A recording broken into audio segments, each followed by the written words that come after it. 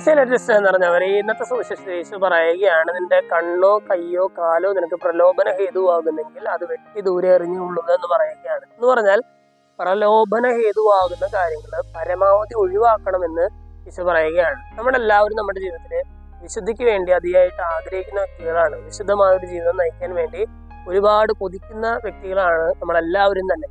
ഇന്നത്തെ സുവിശേഷത്തിൽ യേശു നമ്മളോട് പറയുകയാണ്, നീ വിശുദ്ധമായ ഒരു ജീവിതം നയിക്കാനായിട്ട് ആഗ്രഹിക്കുമ്പോൾ നിന്നെ പാപത്തിലേക്ക് നയിക്കുന്ന കാര്യങ്ങൾ എന്തെങ്കിലും ഉണ്ടെങ്കിൽ പ്രലോഭന ഹേതുവായിട്ട് നിനക്ക് എന്ത് തന്നെ ഉണ്ടായാലും അതെല്ലാം ഉപേക്ഷിക്കാനായിട്ട് നീ തയ്യാറാകണമെന്ന് പറയുകയാണ്. എന്ന് പറഞ്ഞാൽ വിശുദ്ധമായ ജീവിതം നയിക്കാനായിട്ട് വില കൊടുക്കാനായിട്ട് നീ തയ്യാറാകണം. നമ്മുടെ ജീവിതത്തിൽ നമ്മൾ പലപ്പോഴും നമ്മൾ ഫേസ് ചെയ്തിട്ടുള്ള ഒരു സിറ്റുവേഷനാണ്, എനിക്ക് വിശുദ്ധമായ ജീവിതം നയിക്കണമെന്നുണ്ട്, പ്രലോഭന ഹേതുവായിട്ടുള്ള കാര്യം എന്താണെന്ന് എനിക്ക് കൃത്യമായിട്ട് അറിയാം, അത് ഒഴിവാക്കാനായിട്ട് ഒരു മടി. ഒരു ഉദാഹരണം പറഞ്ഞാൽ, ഒരു മൊബൈൽ ഫോൺ എൻ്റെ കയ്യിലുണ്ട്.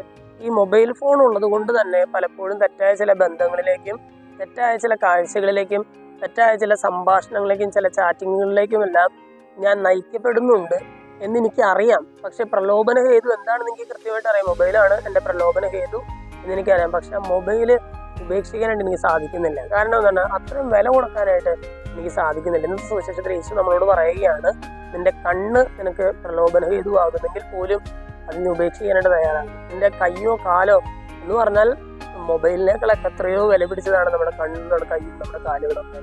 ഈശോ പറയുകയാണ്, അതുപോലും നിനക്ക് പ്രലോഭന ഹേതുവാകുന്നുണ്ട് എന്നുണ്ടെങ്കിൽ അത് ഒഴിവാക്കാനായിട്ട് നീ തയ്യാറാകണം എന്ന് പറഞ്ഞാൽ അത്രമാത്രം വില കൊടുക്കാനായിട്ട് നീ തയ്യാറാകണമെന്നാണ് അതിനർത്ഥം. ഇന്നത്തെ സുവിശേഷ ഭാഗം വായിച്ച് കഴിയുമ്പോൾ നമ്മുടെ ജീവിതത്തിലെ പ്രലോഭന ഹേതുവായിട്ടുള്ള കാര്യങ്ങൾ എന്താണെന്ന് കണ്ടുപിടിച്ച് അത് പരമാവധി അതിനകറ്റി നിർത്താനായിട്ട് നമുക്ക് പരിശ്രമിക്കാം. ദൈവം നമ്മെല്ലാവരെയും സമൃദ്ധമായിട്ട് അനുഗ്രഹിക്കും.